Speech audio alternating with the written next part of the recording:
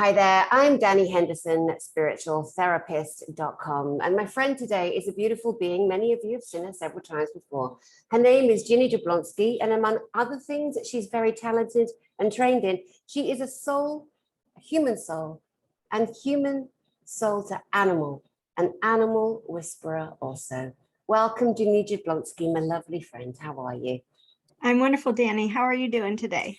Good. We were just having a chat about things, being really quite interesting right now, and recognizing that so many of our beloveds out there are really still very much in need of some very sensible, easy tools to help themselves.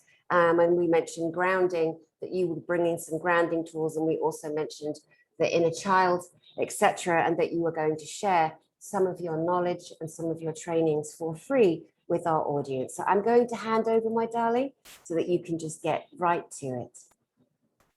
Great, thank you so much. Well, something happened to me yesterday that led me to bring up this conversation. And, Dani had already mentioned it, how can we support with tools those who are struggling to stay in their body, struggling to stay grounded, struggling to be present. And I'd like to refer back to a couple of weeks ago. Dani hosted Andrea Falks and myself. So the three of us did a lovely conversation, about a 90-minute broadcast. And the last subject we talked about, which was about the last third of that interview, I talked about, oh gosh, my mind just blanked. I'm so sorry. I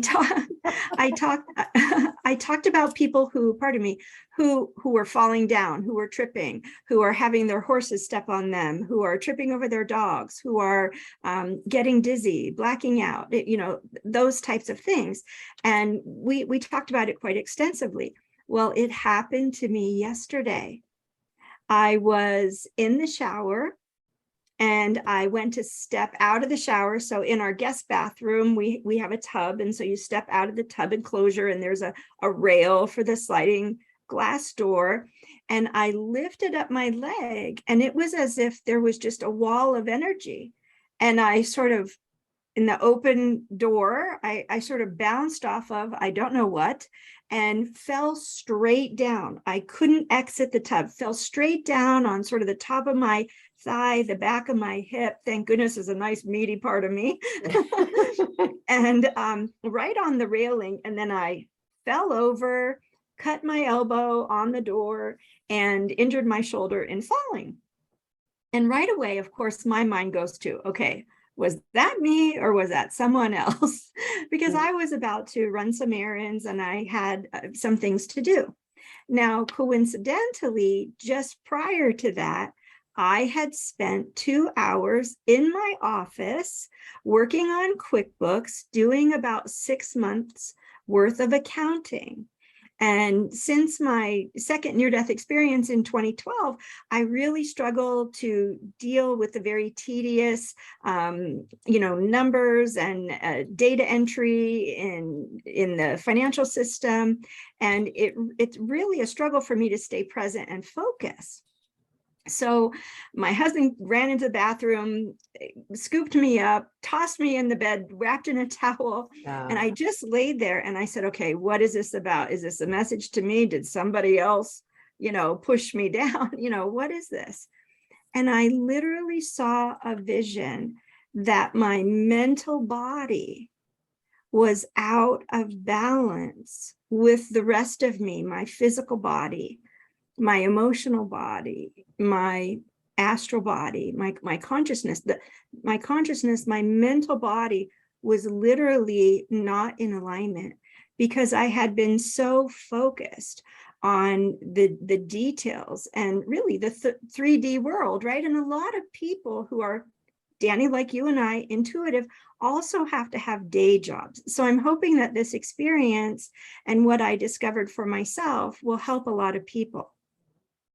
So what happened to me, and again, I refer back to the prior interview, because what I talked about was the Earth Star chakra below our feet, and how there are different dimensional consciousness grids on the planet, and we can connect into those that are appropriate for us, working with our soul, working with our higher self or our oversoul, to ensure that we are grounded into the right consciousness grid on the planet. And I didn't do that. I went from posting on the computer in the financial system for a couple of hours to running and making plans for my day and hopping in the shower and getting ready to go. And, you know, being me, thinking the way I think, which is not about numbers and balance sheets and debits and credits. And so what happened was I fell down because I was out of balance. Now I am definitely certain that my soul caught me and did not allow me to become more injured than I was. But I definitely feel that it was a message to me that when I shift into these different realms of my life, these different facets of my life, that I need to stop and consciously shift gears, consciously focus on my feet, below my feet, consciously come into balance. Yeah, and so no, go ahead. And so we spoke about last time when we got together, we spoke about focusing on the Earth Star chakra below the feet, as if they're different people see it in different ways. Some people see symbols or diamonds or shapes. Some people see like silver frisbees. Some people see spheres of light. I myself see stairs. And so ask your body, use your muscle testing, use your pendulum, use your self-inquiry by putting your hand on your heart. Of course, after you're breathing in through your nose, out through your mouth, you're grounding, you're focused on that golden light, the pure light of your soul in your chest, and asking, are you in alignment? And are you connected to the right frequency within the Earth Star chakra? Is there another perspective available to you? And before we leave the house, making sure that we're grounded, we're centered, we're balanced, and we're ready to go. And then when we come home, the same thing, because we might come home from picking the kids up from school, or the grandchildren, or going to the park, or going to the grocery store, or going to the movies. You know, people are going back to the movies now. And doing that spiritual car wash, which I've shared several times, Dani, and it's for a video for free on my website, can really help us to shake off that outside other people's projections, the negativity, the opinions, and that type of thing. And that can also help us feel our own energy. When we breathe and when we focus on our heart and we are thinking about expanding, we now know what it feels like to feel our own energy after we have cleansed away that outside surface, everyone's else's opinions and projections and that type of thing. So I'm really hoping that this helps people, and to highlight that, you know, even people like me who work every day, like you, Dani, who work every day, no one's immune from getting out of balance. No one's immune from, you know, the cosmic 2x4. These things happen. And I hope these tools are helpful for us to remember that we can quickly come back into balance. Yeah, that's brilliant. Interesting perspectives about how you fell and why you fell, and extremely important for people to recognize when I have a task at hand, especially if that's not my everyday sitting down with math and focusing like that. Like normally you're right on your ranch with your horses, with your new puppies, or with other people's animals. So it's a really good point of illustration when we're in this time of energies lightening up, loosening up, leaving us. Everyone's in a time of inner healing, whether they want to or not.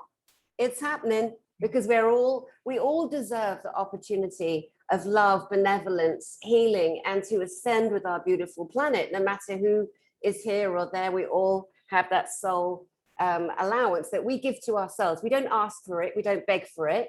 We don't have to sacrifice ourselves for it. It's ours, and it always was and always will be. Now, back to falling over.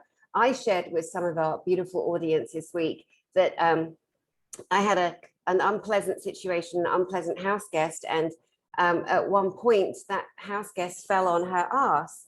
Now, I'm not someone, I don't want to see somebody hurt themselves, fall over. I don't get joy, even if there's someone out there, you know, going around lying, spewing, gossiping, you know, I don't wish that person ill will or harm. I'm just not that person, you know, and I also know what comes back if I do that. I'm not stupid, but genuinely in my heart, I'm like you. I don't want to be in that position. I might yak and shout and fire off and get all passionate. I don't mean them any harm. When this person fell on her ass, I rushed to help her, of course, and help her up. And I allowed myself a half a second smirk when I turned away. And I thought to myself, that's the universe putting you on your ass. Then my second thought, which I didn't share the other day, was you shouldn't have said that to yourself. You shouldn't have, because I've set something up for myself to keep myself in line. So my beautiful friend, Chris O'Connor, was staying here. He came from Kauai to Costa Rica to spend some time to go into some deep, intense therapy sessions, which he's going to speak about online. He's so brave, that man. He's so brave, brilliant. I love him so much. And there was a moment where I was going across a different side of the garden where there are these ancient stone steps. They're really beautiful. They look like they're out of a castle, except they're all natural. And I'm walking down in front of him. He wants to show me something. And I fell over. I fell down on the rocks. Now, these are not good rocks to fall on. And it was almost like a ballet. It was almost like I just kind of bobbed down to the side and gently fell on this big rock. I got a massive bruise on my ass, exactly the same spot she did, you know. And as I'm falling, I always, because I've always been such a clumsy person, and like even now I'll walk between two tables, and I think my 9-year-old inner child still thinks her hips are this tiny, whereas my 50-something, yeah, it's a different story. Look, there we go, off screen. So I keep getting jammed. So anyway, so like this has happened, and I'm aware, but it was so amazing. And I honestly think I fell over in my situation because I took a millisecond of pleasure that this woman fell down on her ass. So what say you to that? Well, many people are saying now, are they not, that as we shift into higher dimensional levels of consciousness within the reality we're in, within the reality hopefully we will soon be shifting into, that karma, judgment, as I call it, will be more immediate. And I'm sort of famous for saying, as we shift into these higher levels of consciousness, and the veils are lifted more and more, and our DNA is activated, we won't be able to hide our trauma, our unhealed wounds from other people. We will be able to see, we will be able to perceive, we will be able to feel when someone has negative intention toward us. And we will have almost the ability to somewhat immediately manifest, as some people call it, as co-creators, as powerful co-creators. We will be co-creating every moment with every thought. So I agree with you, Dani, I really do. Brilliant, great. All right, shall we move to the next subject that you so beautifully wish to illustrate for our friends out there? Yes. Now, as a bit of intro to this, there obviously so many different people have different opinions about, well, spirituality, religion, philosophy, disclosure, you name it. And my perspective is that I try to focus just on individual self-awareness, individual growth, individual evolution. And it doesn't really matter to me what anybody believes. The right people are in front of you, Dani, the right people are in front of me. And so I don't try to talk about other people say this or that or what have you, but I'd like to quote two people that you know well, and things that they said recently that resonate strongly with me as an intro into this next subject. And firstly, you recently interviewed Lowell Johnson, who is an inner earth, let's say emissary, contactee. His soul is here from a very special, very specific place to work with ascending earth or evolving humanity in a very specific way. And one of the things he said is that is very similar to things that Alex says, is that Alex not Collier. all, yes, thank you, that not all souls are choosing to go to the same place in this evolutionary, some call it event, some call it process, right? And I have been seeing that way in a long time, that Lowell says some people will be going back to where their soul came here from. Some people will be evolving onto a fifth density frequency earth eventually. Some may be even shifting to a sixth or a seventh density frequency earth. And I have seen that for a long time. And secondly, another perspective that Alex Collier has shared several times is that when this shift takes place, the energetic shift, no matter what it looks like, no matter how it happens, whether it takes 3 days or whether it takes 100 years, as we go through this process, what we will be left with is ourself. Alex says we will be left with our own judgments. And what I have been saying for years to my clients is wherever we go, there we are. Yes. Mm-hmm. Now, I want to pause and say, I pray every day that creator or someone will just wave a magic wand and we will all be magically healed and magically remember the truth of who we are.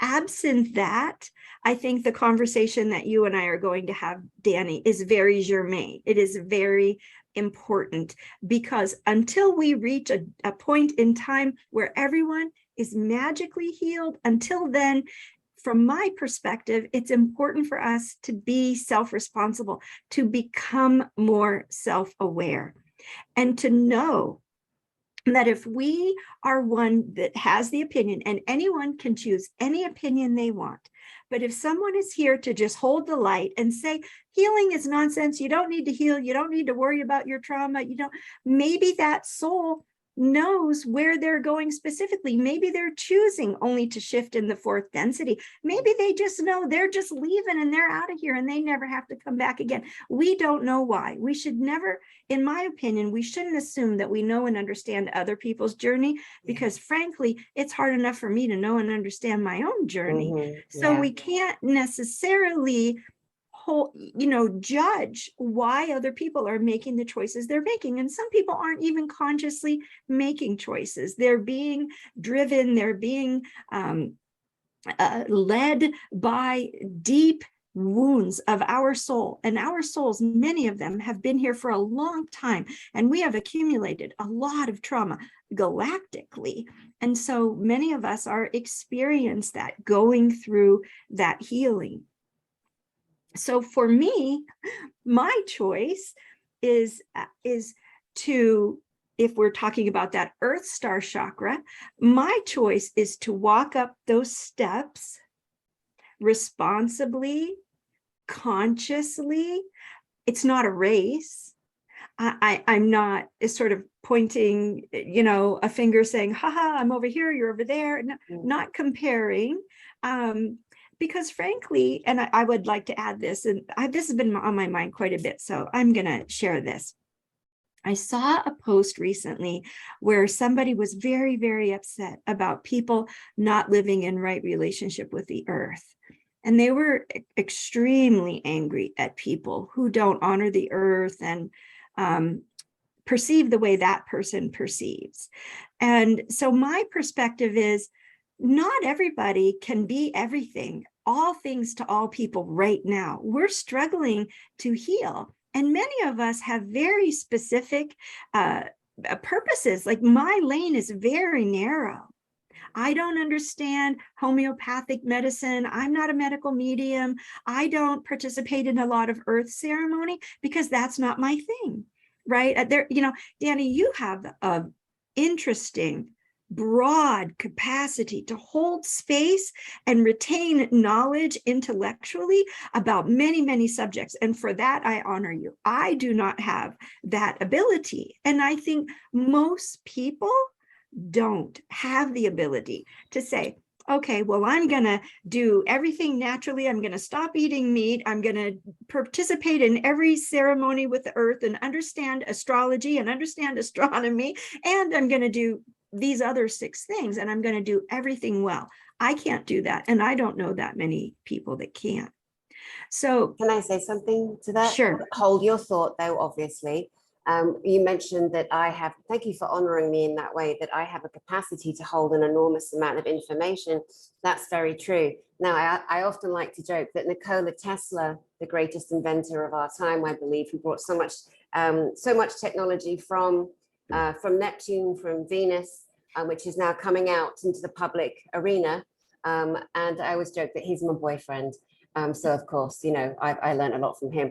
Second to that, I have studied, like you, a whole lifetime of studying things that I couldn't accept what this teacher or that teacher told me if it didn't resonate. I went and I applied myself to science, history. I was just about to give 10 years of my life away to study to be an astrophysicist, when I realized, having worked years in the space industry, what an absolute nonsense that would be for me. Having found out that NASA, PASA, WASA, the space agency that we're supposed to take all direction from, is actually like first grade, you know, with all due respect to anyone who chooses to get upset.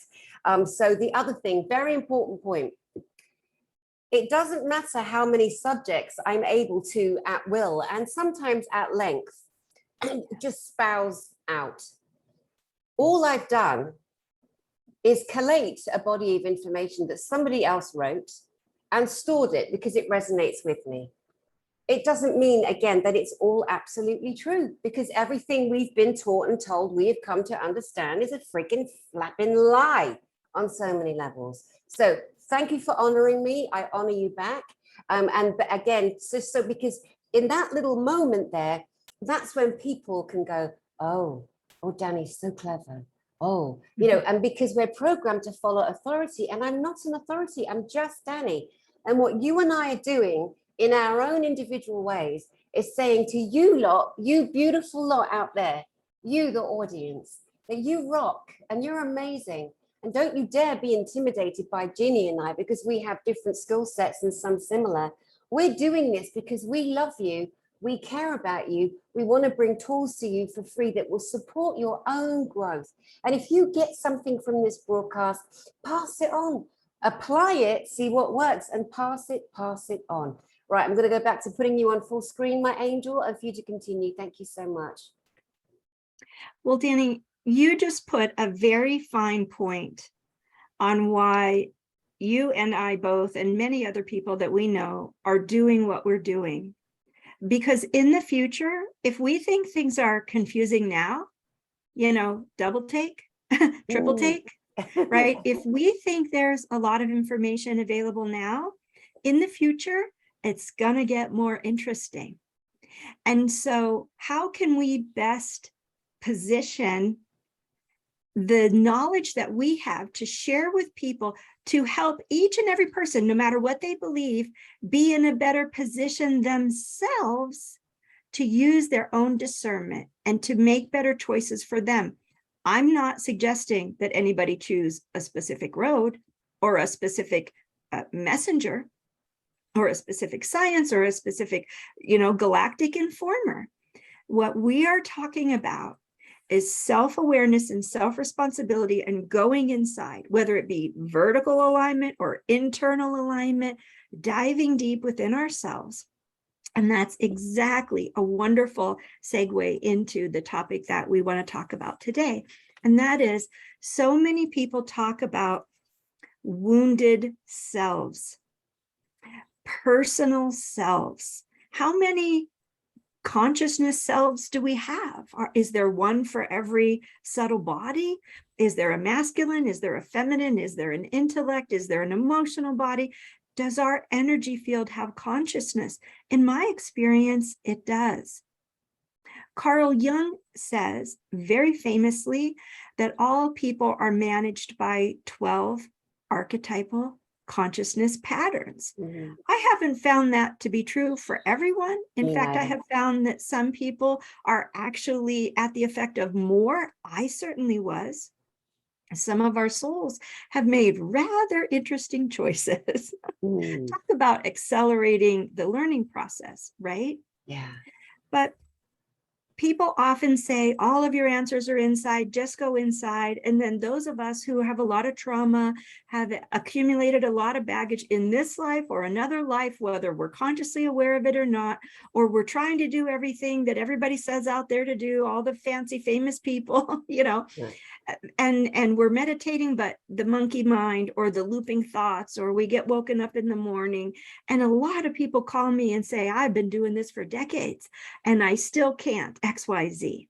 Mm. Right. Mhm. And so what I would like to offer today, and Dani, you and I can sort of massage these ideas, is 2 different ways that we might be able to visualize or meditate and visualize. And some people might even consider lucid dreaming, to communicate with a part of ourself that we understand to be wounded, fractured off, dissociated, as a psychologist would say, wounded or fractured soul shard, as an indigenous medicine person or sage or wisdom carrier might say. And we can discover this through the self-inquiry that I've shared with Dani. Dani and I have talked about this several times in our interviews, where when we monitor our thoughts, our emotions, and our triggers, we can find something, anything that isn't kind, loving, or compassionate, and begin to track it down. So say I have a thought, oh, haha, I'm so glad that person, fell on their butt, right? Mhm. Right away. Okay, hand on heart, breathe in through the nose, out through the mouth. That was not a kind or loving thought. I recognize that. What is at the root of this? Is this something that I am resisting within myself? Is there something I need to know and understand? What was I meant to learn through this experience? Where have I been judged by others? Or where am I judging myself? Where am I in unforgiveness of myself? Now, from my perspective, anytime we're in unforgiveness of other people, at the root of that is where we haven't yet forgiven ourselves, but we are protecting that. So I want to give 2 visualizations, one simple, cut and dry, if it's very easy for you to visualize, to communicate with your own consciousness. And that is, imagine just walking into your heart chakra, and there's a room. And in the room, there are 2 chairs. And you're going to sit on the right. And the part of you that said, haha, karma got you, the universe just landed you on your butt, that part of you is going to sit in the chair opposite. Now, there are many ways we can move forward from here. We talk to that part of us. What do you need? How can I help you? How do you feel? Do you feel seen? Do you feel heard? Is there something I need to be consciously aware of? Because a lot of times, I think Dani froze. Well, oh, there she is. No, I was there. I was in the room opposite myself with my eyes closed. So love it. But I've got you on full screen, so nobody can see me. But go ahead. Love it. Beautiful. Sorry, pardon me. So we're going to ask, a lot of times these wounded parts of ourselves fractured off some time ago, and we are not consciously aware that they're really driving the bus, that they are sort of running around behind the scenes, managing our energy, causing us to say things, creating thoughts or tendencies or habits within us. And talking to these parts of us that we have forgotten, dissociated from, fractured away from some time ago can be so incredibly illuminating, empowering, and healing, especially when that part of us agrees to come back home and be integrated. Sometimes they might want a different job. Maybe they don't want to keep hurting your feelings anymore. They don't want to keep playing the role of the saboteur anymore. Maybe they want to be someone who sees the good in other people, or just helps you or me remember when I'm getting out of balance. And that's a more, let's say, helpful job description than constantly reminding us, don't touch the stove because the stove is hot, or don't trust people because eventually the other shoe will drop. Eventually they're going to disappoint you anyway. So let's just sabotage this relationship up front, right? So that's the first visualization. So how did that work for you, Dani? You tried it just now. Yeah, that's beautiful. And again, as you know, you and I do similar work sometimes. So it's similar to something I do with the inner child healing and recovery. And it was beautiful. You know, it was beautiful. And it was interesting because I did it asking regarding that situation. And I knew what the answer was in my back of my mind without actually bringing it forward into this moment. You know, and right. Which is really highlighting and laser focusing on something that you keep thinking about, but you push it away and you have to take care of it. Take care of your business right now, everybody, right? This is what we're doing. Take care of your business. And I have had to tell my own self that, the consciousness of my own soul. It's okay. You can choose not to heal today. You can choose not to forgive today. Just know, A, I'm still suffering out here in the real world. And B, the truth is the truth is the truth is the truth is the truth. So you can pretend it's not all day long. You can be angry all day long. You can throw a fit. You can make me fall. That's not why I fell, but you can cause some other discomfort in, let's say, interpersonal relationships or energetic intrusion, because any part of us that is wounded, that's our frequency. That's the frequency that matches with the outside frequency. Those things happen to keep reminding us that we have a wound inside. So tend to our own inner child, inner teenager, inner young adult, inner college student. In my case, inner 32-year-old that my mother kicked to the ground and tried to push down the stairs and strangle with my shirt, you know. And because I experienced a lot of this, so I am speaking from experience. I didn't read this in the book. I'm not pretending that somebody else's information is mine. I'm sharing my own experience. Wherever we go, there we are. And we will always be left with the wound inside, with the judgment of ourself, with the unforgiveness of ourself. We can move to a bigger house. We can buy a fancier car. We can move to another state, another continent. When you get there, you will be met with yourself. That's right. That's right. You know, years ago, when I was a nursery nurse, part of my journey in that beautiful experience of looking after all these babies around the world and young children, I was in Canada, Calgary, Alberta, and I met there the most amazing women, like young, we were all in our 20s out of college. You know, some of us had some experience, and I'm in touch with most of them to this day. And they were the best fun. And some of them that not so much in touch with, they had the most awful emotions. And let's say some had come from the north of England, the south of England, and they were running from trauma, from rape, from parental abuse on all levels. Oh, apparently we can't say that word anymore on BoobTube. We can't say the word that sounds like a noose for, can you believe it? Anyway, there we are.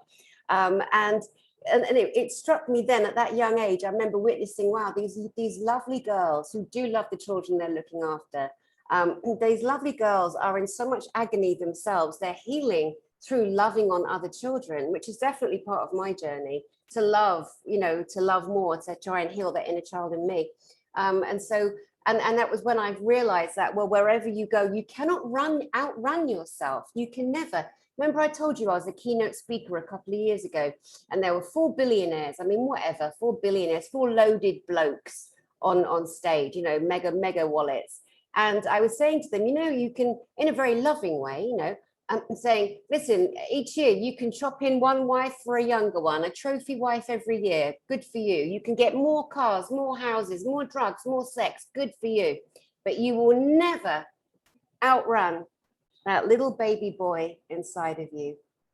And one of them started crying, bless him, because he got it. He knew, you know, you can't cover up with enough material goods the pain that exists in all of us from our little boy or our little girl. That's it. So wherever you go, there you are, to your point. Right. And, you know, I've met a lot of people who believe, well, we're ascending, you know, and everybody's just going to be magically healed. And from my perspective, that is a little bit of a frightening thought, that we're just going to be magically propelled into a higher density planet with a different dimensional construct for our psyche, our consciousness to operate within, with no conscious understanding of how our consciousness really works and how to go about dealing with unwanted thoughts or emotions or triggers or judgments or fears. So I have heard it said that when we do shift, more people who really weren't on the self-awareness healing train will immediately get on the train, because you won't be able to deny. It will be so front and center. Now, there is a bit of an advanced perspective to that visualization, the first one that I gave, but I want to give a second one before we do the advanced work. And this speaks to something that Dani really wants to talk about as well. So the second visualization is, again, imagining a room in your heart. Now, just as an aside, anytime anybody ever talked about the Akashic records or going to the Akashic records, I always went into my own, you know, crown chakra or soul star chakra above the head. I have always been of the mind that my Akashic records are my DNA and they're all right here in me. I don't need to go anywhere. They're right here. So it's a very similar visualization that I would give anyone to go into your Akashic records room. It's within you. And I love this visualization. Imagine, you know, it might look like a library. It might have a fountain. It might have a podium with a book on it. But I like to envision that off to the side, there are French doors that lead out to a sunroom, just filled with plants. And there's a little fountain with water trickling, and there are climbing roses and all manner of smaller trees and vines and flowers that we can communicate with. And you can pause in there and communicate with the plant kingdom. Oftentimes I will find that if I walk over by the fountain, another version of me, a higher self, oversoul, a guide might come and visit me there next to the fountain. A departed loved one might come there. But for purposes of this visualization, there's a door beyond the sunroom, and it leads to whatever you like, a field, a stream, a forest, whatever you prefer. And you're walking on the path and you're inviting the part of you with you that has been triggered, that has created an emotion, that has made a judgment, that is creating thoughts or patterns within you. I'd like to speak to the part of my consciousness that just had that thought.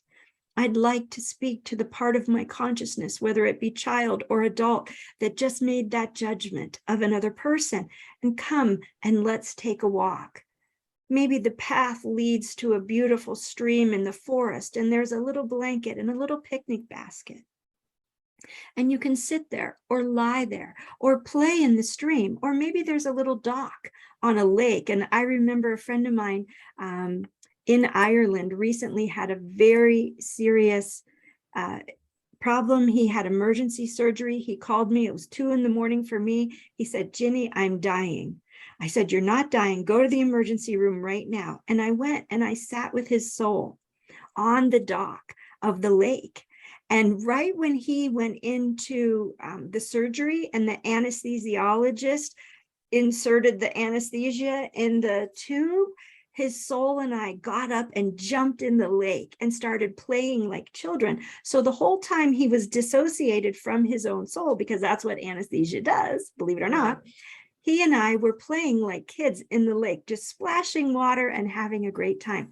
So you can use this visualization for really almost anything. Holding space, talking to a loved one, talking to a child, talking to a friend you're going through a difficult time with, reconciling with a parent who maybe you have some outstanding issues with, or someone that's going to interview you tomorrow, whatever that looks like for you. Now, here's the advanced part, and you can use this for either, just going into a very simple room with 2 chairs, or you can use it with the metaphor of walking through a forest, lying next to a stream, playing on a lake, or even walking through your beautiful sunroom filled with plants. You have many options available to you. You can invite, believe it or not, your future healed self in this life. Now, I am not suggesting, as some people do, that we just call on the part of us that has all the answers, because we don't need to have the answers and we don't need to understand what's going on. I'm not suggesting that. But what I am suggesting is that when there are 3 parts of us together, then we create a beautiful triad of healing. So when we invite a future healed part of us to come and hold space for both of us, me, the current me, you, the current you, and some fractured part of us, some dissociated part of us, and hold space and talk about what that part of us needs to feel safe to come home. Or maybe, as is the case oftentimes, it was simply just fear or a misunderstanding that caused that fracturing. So when we invite in that future healed self, that future healed self is holding a frequency, that together we can heal and resolve any judgments, any emotions, and any fears that we are ready to let go of.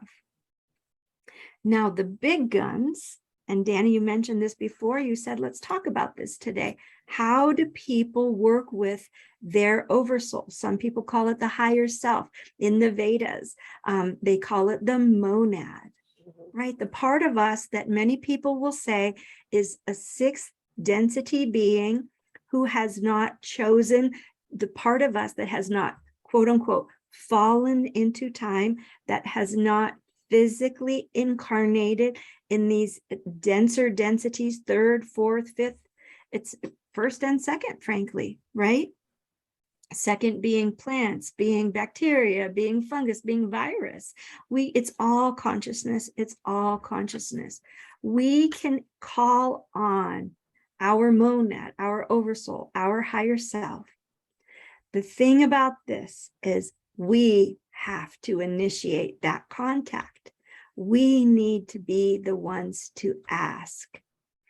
Generally speaking, you will not find many people who say they are just magically, randomly visited by this higher part, metaphorically, part of ourselves.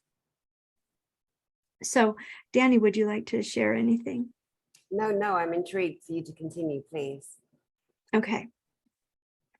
So I give many free resources, by the way, on my website. There are several, 5, 6, 8-minute videos that teach many of these processes, including this one. I talk about intentions, setting intentions. I share the Pink Pillows of Love exercise, which is very similar to the heart math, breathing and grounding technique, and going into our heart and finding something to be grateful about, being able to access some frequency. Most people can't access joy, but gratitude, asking our higher self to help us bring forward a frequency of pure love, divine love, not distorted love, controlling love, manipulative, that type of earthly love, martyr love, right? And so we can hold loving intentions for ourselves to begin with before we do these practices. And some that I like to share with all of my clients, and of course it always depends on what soul is in front of me at the time, but we can say things like, I give myself permission to heal. And this is very important for the body. I give myself permission to change. Because you know how people will say, I think I'm dying. I think I'm dying. I think I'm going to die. Am I going to die? I have people call me all the time. Am I dying? A part of us feels like it's dying because it's being reborn. It's what the shaman calls shamanic death, or indigenous refer to as shamanic death and rebirth. Now, some people might not like the language death, but we are evolving, we are transitioning, our body is shifting, our etheric template is completely changing and expressing a completely different level of etheric body, representing higher strands of DNA being activated, allowing us to heal, allowing us to age regress, allowing us to heal really beyond what we have seen on Earth previously, right? Of course, we can live on an island somewhere and never eat chemicals and, you know, have our feet in the earth all day or swim in the ocean all day or meditate on a mountain all day. But for most of us in industrialized nations, there's a lot of stress and there are a lot of chemicals, whether it be environmental, the air we breathe, the water we drink, the food we eat, etc. So one of the ways that we can support ourselves in healing is by accessing higher levels of consciousness through healing our own heart. And it's very important that we give ourselves permission. A lot of people don't consider that. And some people, in fact, have even shut down their abilities in their youth to the point where they say, I don't allow myself to use my abilities anymore. I don't allow my guides to communicate with me. I don't allow my higher self or my oversoul to communicate with me. When many of us have children, as children, have already experienced these things. So consciously stating, giving ourselves permission. I give myself permission to remember the truth of who I am. I give my soul permission to communicate with me at night through my dreams, or maybe through song, through books, through messages, through random internet websites that pop up and you're just shocked, or books that we become aware of through someone saying, I don't know why, but I think I'm supposed to tell you I had this experience the other day, or I read this book and it was really interesting. You know, our souls are working together on the other side of the veil to steer us in the right direction for us. And so we have the ability to give ourselves permission to feel safe accessing, let's call it a gateway to our oversoul, to our monad. Unfortunately, a part of our journey for many of us, especially those of us from the future who have come back, especially those of us who are ancient souls, and we have been here trying to get it right and beating our heads against a brick wall. Some of us have energies within our third eye chakra, our crown chakra, frankly, just about everywhere, especially in our light bodies and other chakras above our head. We remember times when we tried this before. We were on a planet before and ascension or evolution was taking place. And some of those planets ended up being taken over by AI or a hive mind species. Or some of us did not have an easy time of it. Or like many of us right now, Dani, your audience is largely the tip of the spear. People who are out in front, people who have new and interesting ideas, different from what millennia of indigenous practices or Vedic or Hindu, Buddhist, Taoist, indigenous practices have been saying. Yes, some of the prophecies are coming true, but there is not in our conscious memory a time where we were free to express our consciousness unimpeded and sovereign, because a lot of people are idolizing or putting on a pedestal or romanticizing cultures in which we actually devolved, whether it be Atlantis, Egypt, Lemuria. all of these civilizations were civilizations that were messed with, where we began to be so out of balance, masculine, feminine. We did horrific things to one another in our physical bodies. We had extraordinarily diverse, different religious perspectives. And so I think what many of us are trying to do is set the stage for us to go beyond all of that, beyond all of the templates that we remember, and to step into a place of self-awareness, self-responsibility, so that we can align with our own internal mechanisms of discernment, so that when we hear the information that is coming out in the future and we are bombarded with opposing viewpoints, we will be able to either choose not to listen to any of that and just be and live and caretake within ourselves, or choose one or the other, or pull the threads, as I have done, from everything that that weave together a beautiful tapestry of remembering, of self-responsibility, of sovereignty, of growth and evolution, allowing us to express our consciousness at higher and higher levels of our luminous architecture, so that eventually everyone will be face to face with a universal truth, not competing truths. Mm-hmm. You know, a very excellent, strong point you made earlier was about something dying off in us, you know, known as the die-off. And there's many of us, as we're going through our healing process, no matter who we are. Again, people get very impressed with people like Ginny Jablonski. She can speak to animals. She can access the information from animals. And then it say to the owner, your horse is suffering with this. And you know that, Ginny, because you literally have true life conversations with said animals, you know.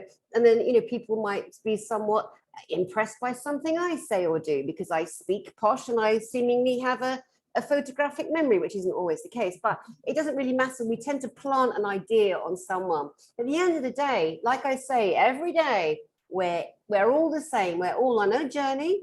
We're all on different levels. It doesn't mean someone's a lower vibration than us. It means it's a different vibration.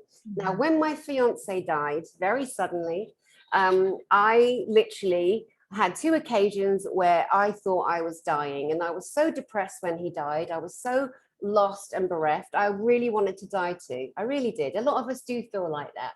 2 of my beautiful friends, Sheila and Diane, at different times, I rang Sheila in Florida and said, okay, my heart's going to stop.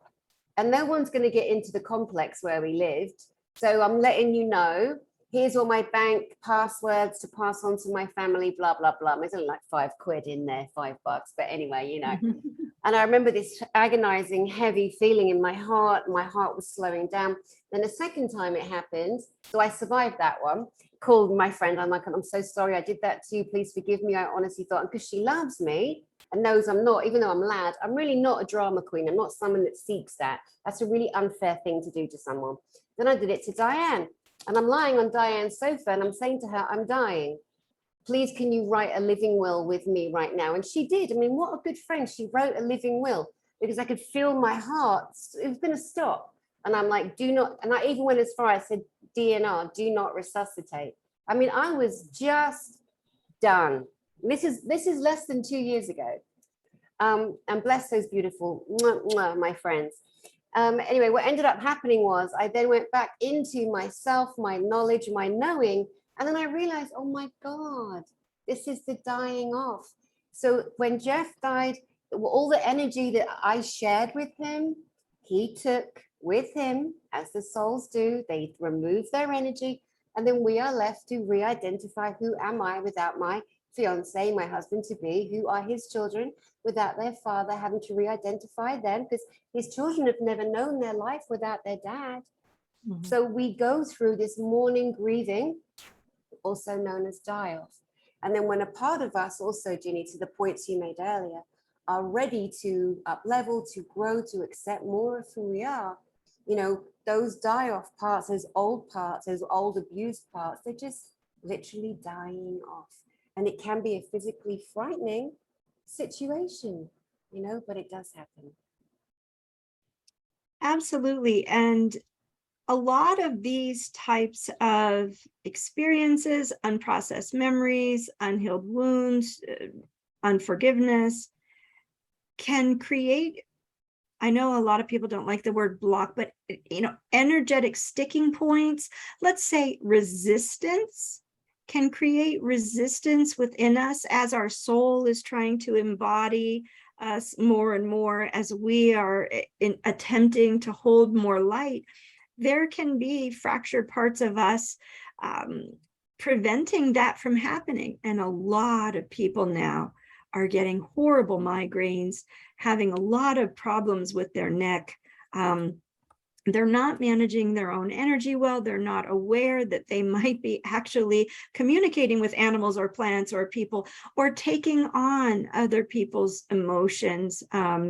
And that might be a show we want to talk sometime in the future, Dani. I would love to do a deep dive into what I see really going on with people that are identified as highly sensitive person or empathic, because that's amazing. Yeah. And when we become self-aware and we begin to manage our own energy, those things don't happen anymore. They don't happen anymore. Let's do that. Let's plan for that in a couple of days. I don't want to tease people, but I want to say to people as well, as you're watching Ginny give her jewels of things she's already long-term tried and tested, don't just jump to the next broadcast. You know, people are doing that. And I understand, guys, you know, we're all getting very addicted. The presenters, broadcasters are doing it. They're broadcasting several times a day or every single day, and they can't wait to say, oh, what can I talk about next? There's an addiction happening, an adrenal high. And then there's those watching. They're jumping this one, this one, this one, this one. They're not stopping to absorb the beautiful information they're being given, that you've been giving the last hour, to absorb that, to sit in the heart, in a seat, and imagine themselves facing and talking and walking out through glass windows. And it's beautiful. So guys, I'm not having a go. I'm just reminding us, you know, I need reminding too, to sit and be with. So please continue. Well, I'm glad you brought that up, because I do a lot of these, offer these tools as free resources. And in every introduction, I say, this is a process you can use forever. You will never outgrow this. At every level of consciousness, as we have descended into this reality, we have taken on energies, judgments, emotions. We have memories, and it's healing to me. It's like a spiral staircase. It truly is like a spiral staircase. And we come back around and we thought, well, I thought I dealt with that fear of death thing. Oh, and yeah. Guess what? We have fear of death at every level of consciousness, you know. And so all of the tools that I am providing are tools that we can use forever. Self-inquiry tools. There won't be a new shiny one to replace it. It's irreplaceable. We can use this forever and ever, and it will be helpful forever. Just like the silly spiritual car wash that I do. We can use it every day. As long as we are on earth, we will benefit from using the spiritual car wash. I promise you. I promise you. We won't outgrow it. We're on earth. Well, Ginny, can you condense the car wash into a minute? I know you've done it on other broadcasts, but just for new people, there's new people coming all of the time. If we could just support them and remind the others. So very, very quickly. So after my near-death experience, I began to see and perceive energy, and I saw people walking around in their energy bubble, their auric field, with burnt molasses on the outside. And I asked my soul, what is that? And my soul said, that's everybody else's opinion, emotion, judgment, shoulda, woulda, coulda. It's the stuff from the grocery store. It's the fear of not having enough money. It's the clipping of the coupons. It's the, you know, it's just the collective stuff. And so I said to my soul, what can we do about it? Do I have that? Oh, yes, you do, honey. Yes, you do. Wow. And so my soul said, here's a nice process. So I asked to be placed in a bubble of grace. I asked that the light of grace shine down on me 360 degrees all around the outside surface of my auric field. And that light of grace is like a gentle handshake. You're safe. We're going to do a little bit of releasing here, no expectations, but don't worry. It's not going to be shocking. It's not going to be it's just like a hug or visiting grandma's house on a Sunday morning. And then I ask that the violet flame of transmutation shine down on me 360 degrees all around the outside surface of my auric field, cleansing away everything that does not belong to me. Everybody else's opinions, projections, distortions, unforgiveness of me, judgments. And anywhere I'm astral traveling in the night every night, or you went to the grocery store, you know, nobody is immune from astral entities and beings attaching, you know, being attracted to our light, cleansing away all of the astral beings, just removing them to their perfect place. And then lastly, I shine the pure light of creation on me. I shine the light of truth on me. And, you know, people will start out, Dani, sort of shoulders in their ears, hunched down, feeling heavy, feeling maybe their heart's beating a little fast, feeling sort of pressure on their head, right? And then as you do this, you sort of, and when you breathe, you get chills all down your body. You're breathing in through your nose, out through your mouth, earth energy up through your feet. And all of a sudden, it feels what it feels like to be me. It feels what it feels like to be me. Most people don't even know. And I've never heard anybody use these processes or talk about it, in particular this one, ever before. And it is so helpful to people. It's very important on so many levels. And I often say to people in my private one-to-one sessions that most of us are breathing here.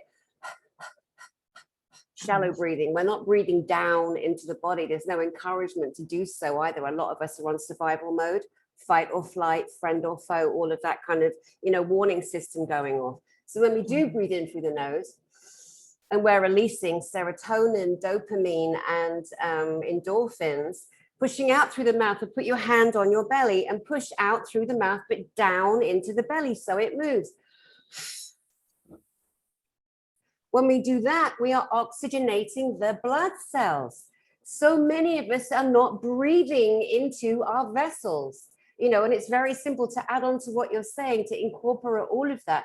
Very simple. You guys could make notes, sit, read, and then just go ahead and do it. You'll feel the difference. Absolutely, won't they, Ginny? Yeah. Yeah. And, you know, I'm sorry to keep throwing Alex's name, but, you know, Alex Collier has shared several times that our DNA and our psychospiritual apparatus is meant to function optimally with a higher percentage of oxygen. And so that is why most of these breathing techniques work.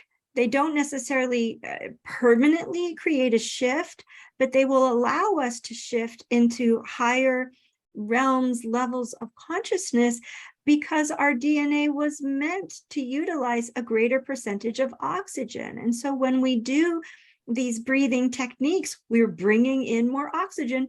Duh. Indeed, Right? indeed. Yeah.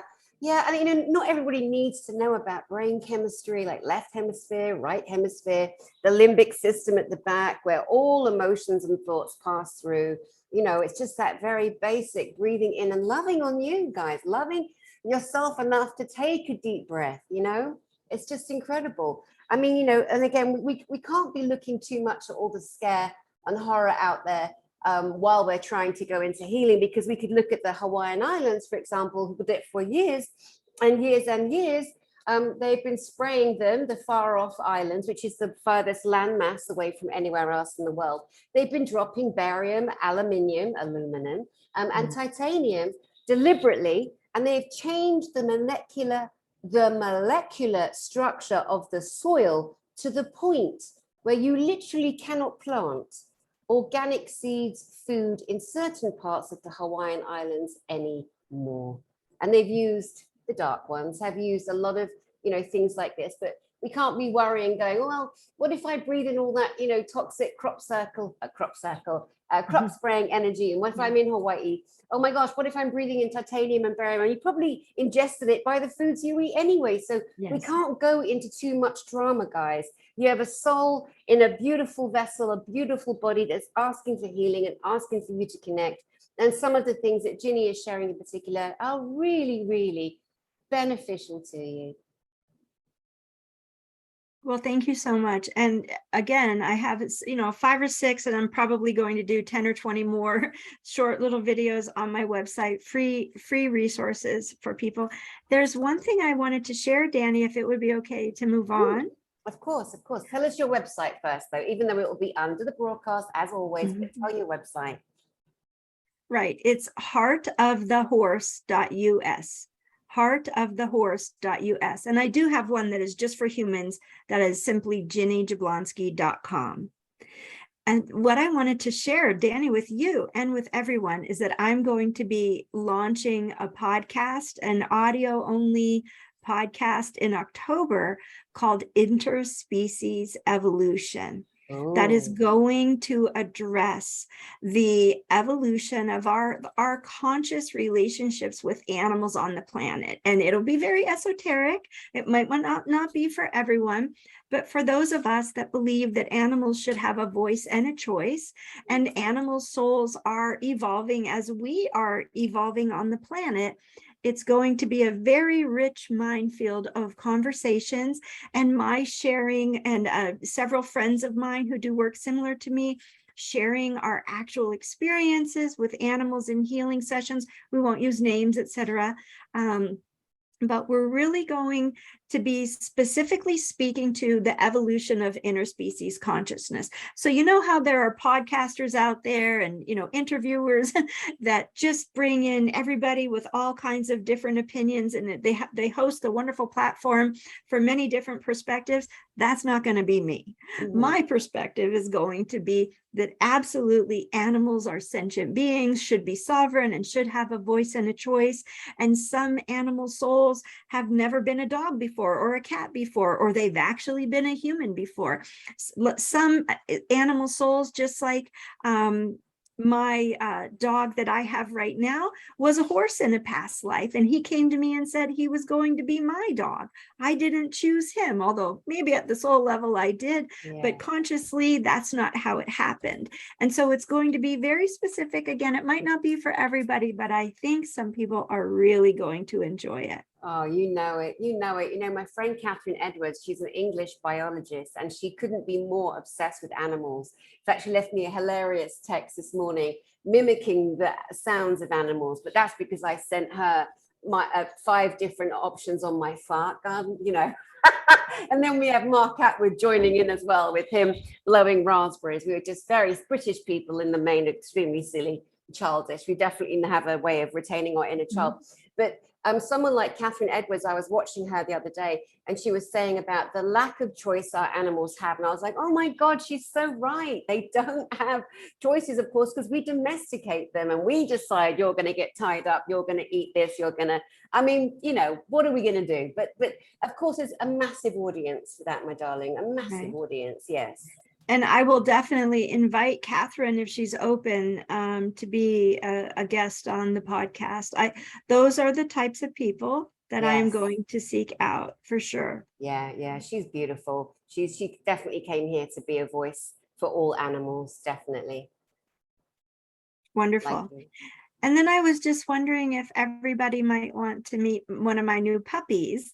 Yes, please. Okay, just a minute. Frankie.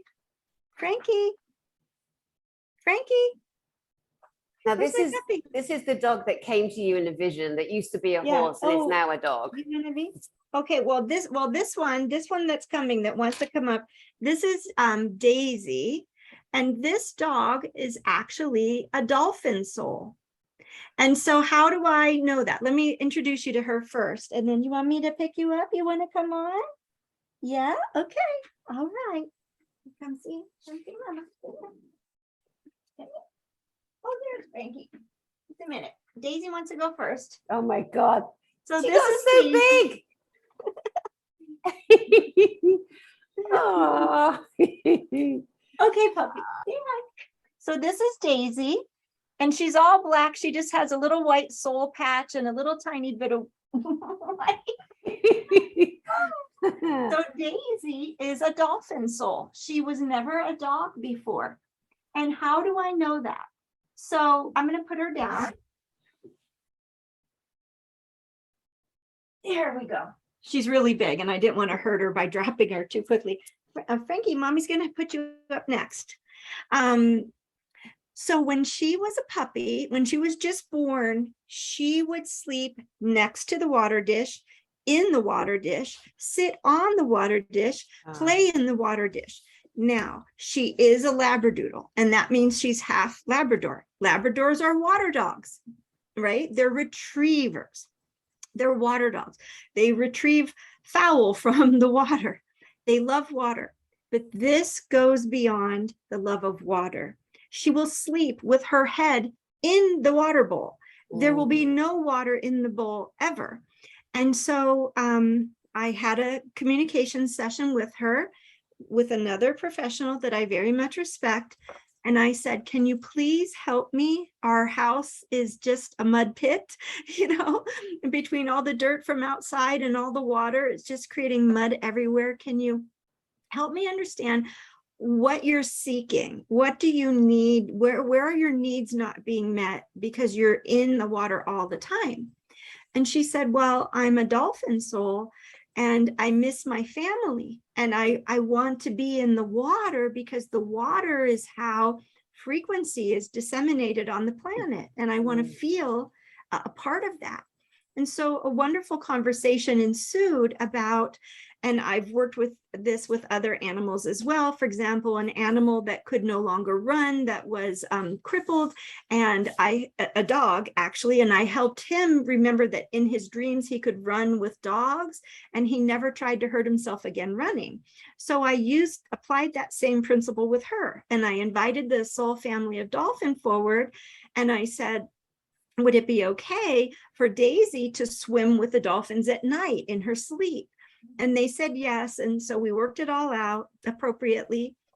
And she didn't play in the water for 4 days. And then on the 5th day, she started playing in the water again. And so I said, Daisy, I thought you were swimming at night with the dolphins. What's happening?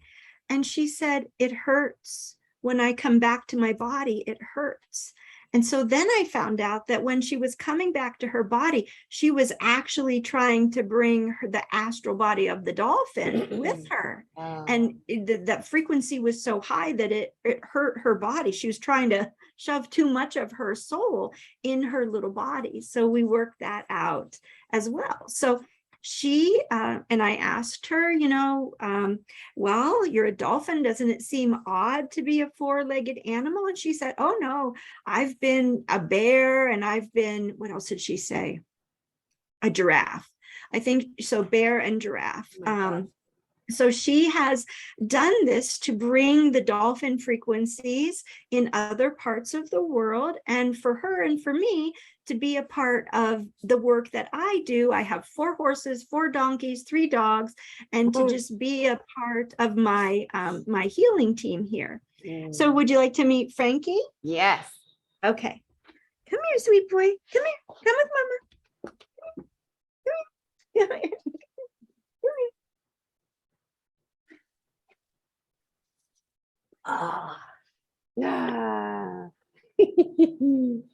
Oh, Frankie, I can't believe how big they got. Kidnapped by Frankie the little bear. Oh, you keep disappearing on the green screen. That's hilarious. Yeah.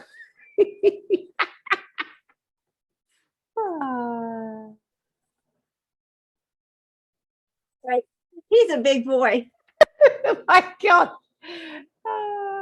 I'm sorry about that. Oh my God, they got so big, Ginny. It's shocking how big. So he's a boy, so he's about 35 pounds. I'm so sorry. That was a little nutso, but so that's Frankie, and he's the one that came to me in the dream and said, he said, hi. And I said, who are you? And he said, I'm your new puppy. Yeah. Yeah. So I'm sorry he wasn't more calm to be able to say hello, but he does get excited. They're so big that they can't be on the bed with us, and we have a tall bed anyway. So when they do get close to me, they tend to get a little excited because generally we keep them 4 feet on the ground, you know. Thanks for sharing. And I know there's a third baby as well. Yeah, she said she's not feeling that great today and didn't want to be on camera. So Oh, one of the things I do with the animals is I really oversee them managing their own energy, and I set up my space well, and I make sure if I am doing an interview or working with clients that they each and every individual animal is an entity to themselves, and that they're not being manipulated, or they're not being, people are reaching out to them, asking them questions, or trying to receive healing from them.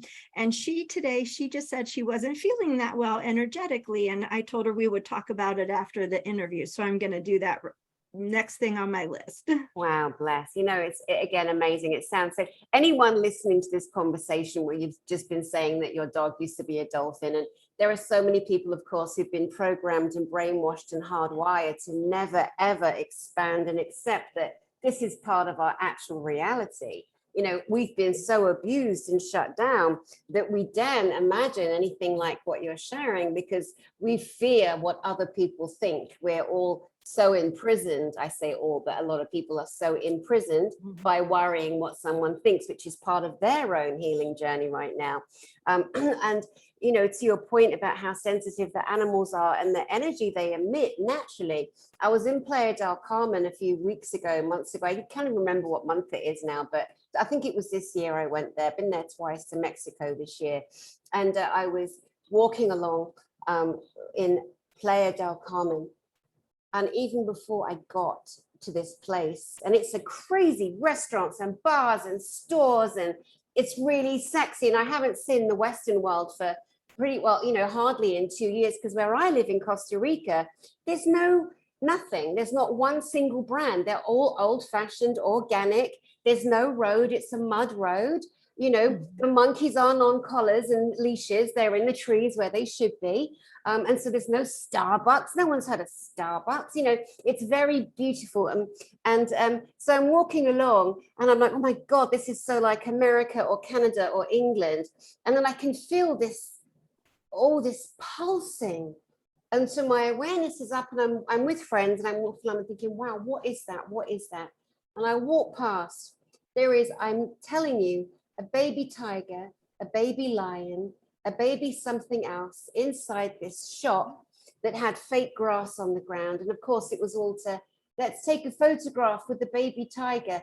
And I felt like vomiting for them. And I put my face in the door and I just blew love. And they all just stopped and looked, all of them. And then some man's yabbering, and I'm just pushing his energy away with my own energy frequency. Like, get out of the way, and just sending them just so much love and saying, I'm so sorry. I'm so sorry. But this will end soon. That kind of commercializing of animals, abusing, making them be on camera, those days are coming to an end, just like we see circuses. There's rarely animals allowed anymore in circuses, as we know. So things are changing. People are becoming more respectful, even those that are being forced to. And some must be forced to, right? Right. Absolutely. Things are going to change. It might not happen as fast as I would like it to, but things are going to change. And I think this is a good place to just refer back to what we said at the beginning of the show. We all have different abilities, and we are all playing different roles on the planet. And one of my roles is to promote the evolution of interspecies consciousness and conscious relationships between humans and animals.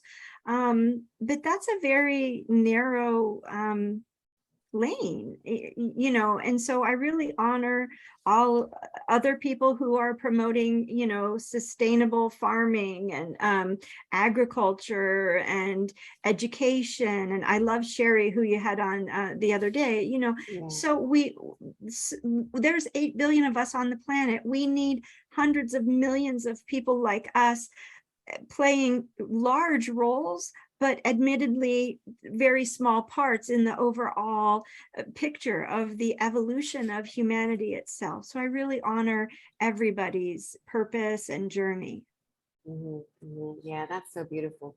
So in a couple of days, like this week that we're coming into, you and I will find a slot and continue part 2 of this conversation, where we'll focus primarily on one particular area, again, bringing tools of love to help you, our brothers and our sisters out there. Ginny, final words. Just sending love to everybody. It's a difficult time. Please remember to breathe. Remember to imagine earth energy coming up through your feet, grounding in that way, chakras in the feet, roots.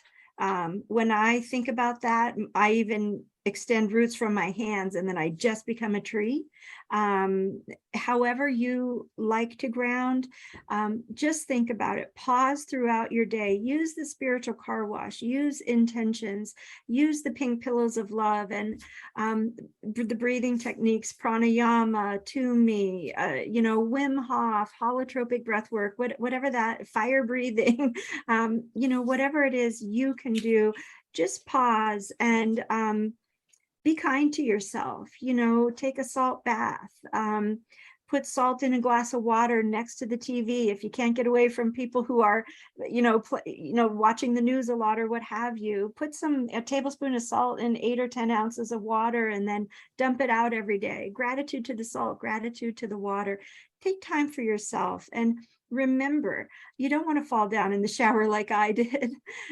Try to, when you're shifting gears within your day, when you're coming home, when you're leaving the house, try to set your intention and be more present and be more purposeful. Very, very wise words, beautiful, wise words of wisdom that you also yourself follow through and carry out. So you're not just waffling information as some kind of hierarchical being. You're just Ginny Jablonski, and we love you, Ginny Jablonski, and we're so grateful for all of your information and all the things you've been teaching us here on this little channel for the last year, and of course long term before, because you've been out in the world for a very long time. Well, I love you, girl. I will see you during this week for part 2, and to you guys out there, I send you my love, and I will see you soon.